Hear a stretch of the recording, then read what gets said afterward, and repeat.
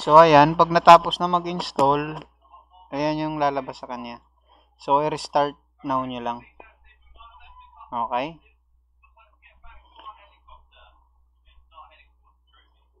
Tapos, okay. So, dito sa ating VirtualBox, babaguhin pa natin yung mga settings dito. So, meron tayo dito sa network. Okay na yan. As is na yan. Itong NAT. Dapat meron tayong at least one adapter na naka-attach. Okay. So, wait lang natin kasi nag-restart siya. Ayan. So, please remove the medium. So, pagka nag-ask siya ng ganito, so, punta lang kayo dito sa VirtualBox nyo. Storage. So, okay na to. Kahit, actually, naka-ano na nga siya. So, naka-remove na naman siya. So, enter na lang. Okay. Enter nyo na lang. So, ang mangyayari ngayon dyan is pag gagamit kayo ng ISP-TIC, hahayaan nyo lang siya mag-run. I-open nyo lang yung VirtualBox. Tapos, hahayaan nyo lang siya mag-run. Tapos, ko-connect na lang tayo doon sa kanyang web server, doon sa kanyang web GUI. So, antayin lang natin. So, kasi ngayon, yung setup niya is naka-NAT tayo eh. So, antayin natin lumabas yung ano. So, may setup pa tayo dito. So, NAT. So, importante dito naka-NAT itong mga bridge. Hayaan nyo na yan. Kasi sa setup natin, yun lang yung kukonfigure natin. Yung sa port forwarding. So, lang natin lumabas yung login.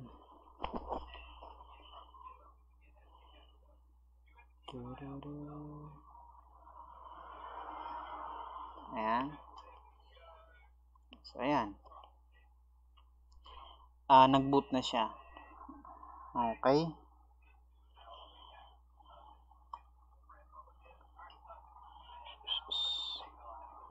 So, tang natin lumabas yung login.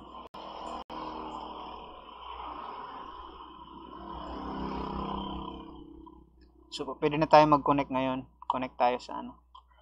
Sa ating network kung nasaan yung ating Microtech. So, ayan, nag-boot na siya, di ba?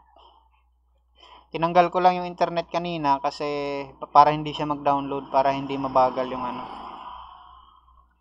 Okay, so make sure lang na meron tayong, so yun yung pangalan nyo, automatic siyang Ubuntu. Kala ko tatanungin pa kanina kung anong papangalan natin. So, sa installer na to, ayan, Ubuntu siya, pangalan niya. So, ito, nakalock lang siya.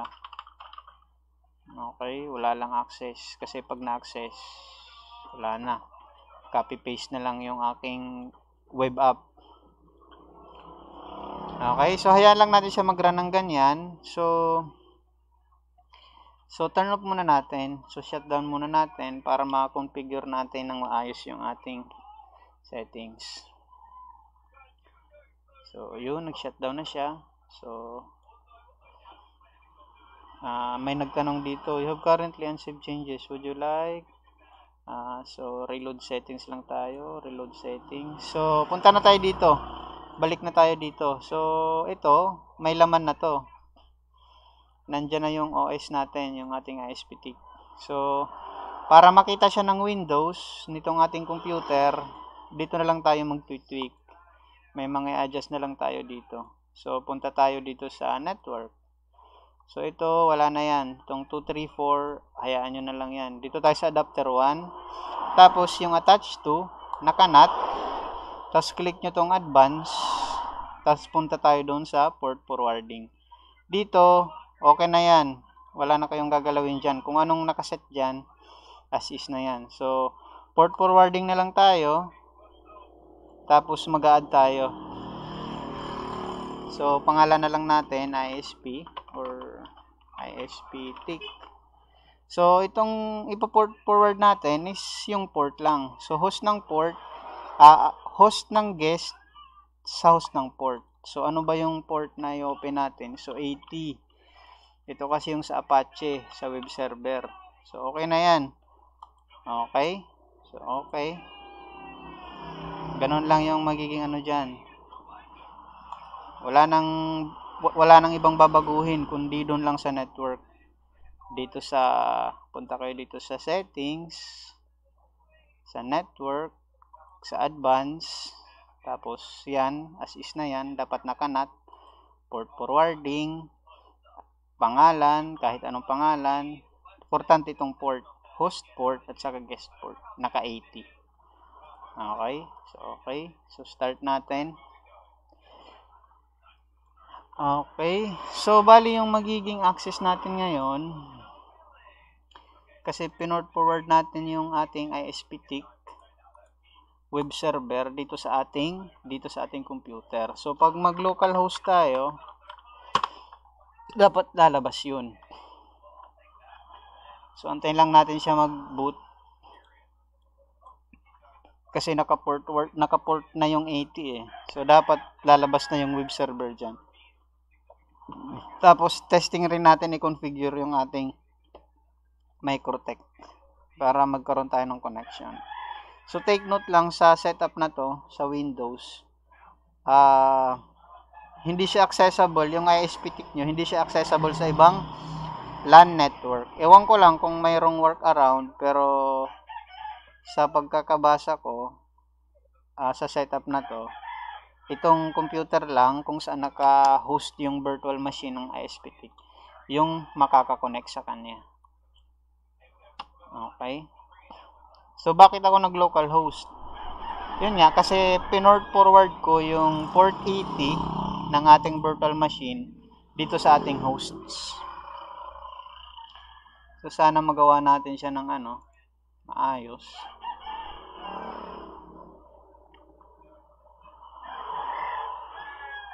Kailangan natin mag-login.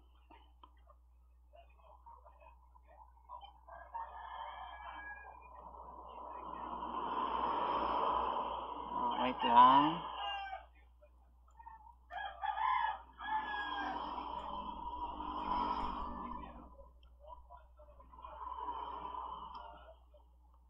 Ayun. So, nandito na siya sa system kasi umingi na siya ng login. Since naka-port forward, pumasok na yung kanyang web server. So, yung default username saka password ISP-TIC tapos at saka admin. So, ito hindi pa siya activated kasi ito yung galing sa installer. So, kailangan nyo pang i-activate. Okay? So, although makaka-login na kayo, ayan. So, hindi tama yung ating configuration ng Microtech. Kaya hindi lumalabas yung ating graph. So, may naman dito, may note. It seems that your system is not properly configured to connect with your Microtech router. Please review your settings. Make sure values such as IP address, port, username. So, dito na lang yan. So, tingnan na lang natin yung So, dapat, pag mag-activate pala kayo, dapat may internet yung ginagamit yung PC or tong host. At saka, connected siya dun sa Microtech. So, setup natin ngayon yung ating API settings para sa Microtech. So, ang naka-setup ko dito is punta lang tayo sa Winbox para makita nyo rin. Para dire-diretso na isang tutorial na lang. So although yung aking LAN IP address ay 192. Yung pinaka-default ng Microtech, pero sa hotspot network kasi ako naka-connect. So kung titingnan ko dito sa aking IP addresses, so dito dapat ako. So yung aking address ng aking Microtech ay since sa hotspot network ako naka-connect so dapat mapipitik na yan. So 10.0.0.1. So ito default na yan 8728. So ang aking admin username, so dito sa akin ang users ko ay meron ako dito yung users Bendo 1, Bendo 2. So ang aking admin may full access. So yun lang din yung ilalagay ko. So admin tapos ang aking password. Depende na sa inyo yan. Tapos yung inyong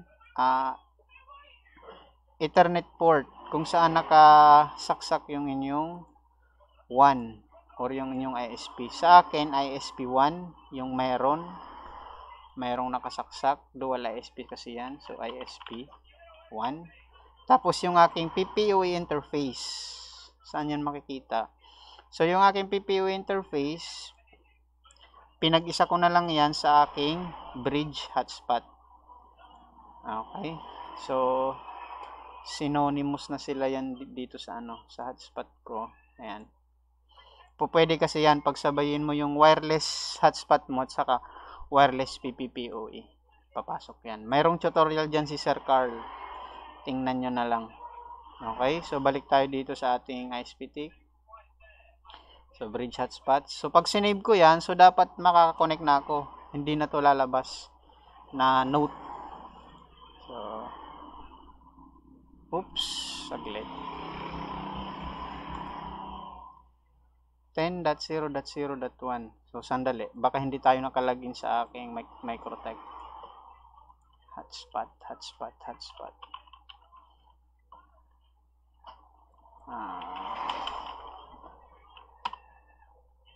Login naman tayo. So, dashboard. So, 10.0.0.1. Imposible.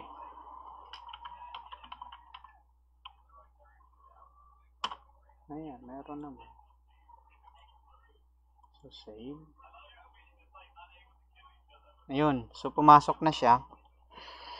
Kailangan lang pala lumagin dito sa hotspot. Mapitik yung hotspot. Kasi sa hotspot network tayo nakakonect eh. Although, nabigyan na tayo ng IP address, pero wala tayong access doon sa kanyang extra, nasa host lang tayo, wala tayo sa active. So, ayan. So, pagka hindi activated yung software, mangyayari dyan is naka-disable yung mga button. Hindi lalabas yung mga forms, yung mga modal. Okay, so protection na rin yan. So, although pwede na kayo dito mag-configure ng Microtech para makita nyo lang din yung yung sa mga graphing. Ayan, makikita nyo na. Dalawa yung dashboard natin. Kaya nabanggit ko nung una.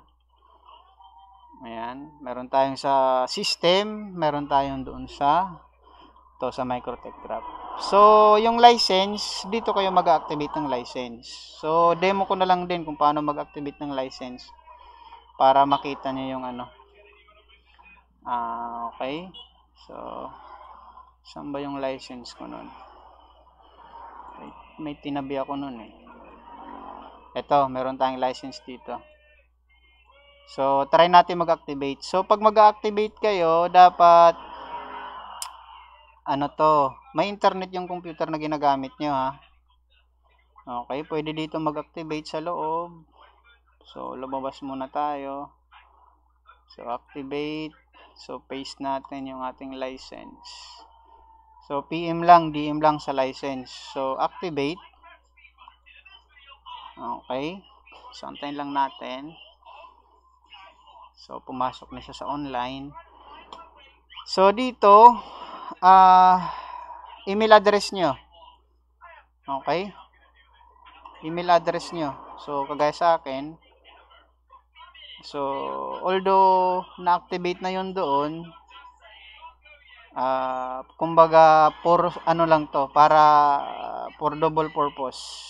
So, dito kayo dapat may internet para ma-fully activate. Kasi ngayon, although may license na yon, ang mangyari kasi doon, itong ISP-TIC nyo, may license na yan. Pero, hindi pa siya activated. Nandun lang sa license yung machine. So, para ma-activate, update, activate. Okay, so ginagamit siya. Nagamit ko na pala to eh. Nag-trial na ako. So, ganun lang. So, hindi nyo rin talaga hindi nyo madadaya. Na-activate ko na pala yan dati. So, ganyan yung lalabas pagka, ito, license key is being used by another user. Google ka muna.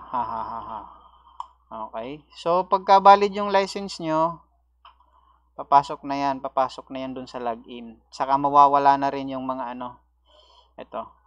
Okay? So, ganun yung licensing natin. Kasi nagamit ko na pala yung license, nagtry na pala ako nung nakaraan. Yun yung ginamit ko sa una kong tutorial. So, ganun lang. So, ISPTIC, admin. Okay. So, ayan na, yung system mo.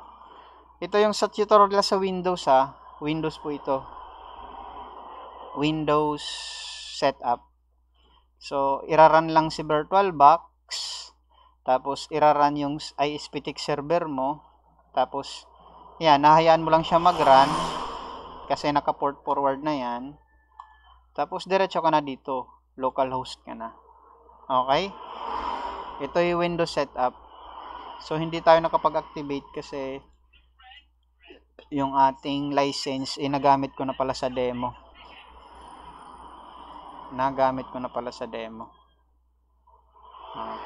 So, dito tayo mag-activate sa labas.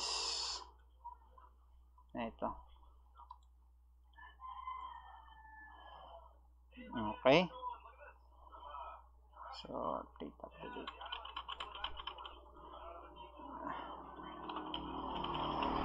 So, hindi pwedeng ma-recycle yung mga license. Unique talaga siya.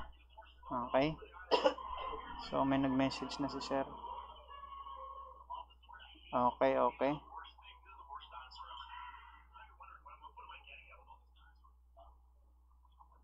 Ito, nahihirapan siya. Sige sir, babalikan kita mamaya. Okay. So, yun lang mga sir. Ganun lang mag-setup ng ISPTIC using Windows. Sige.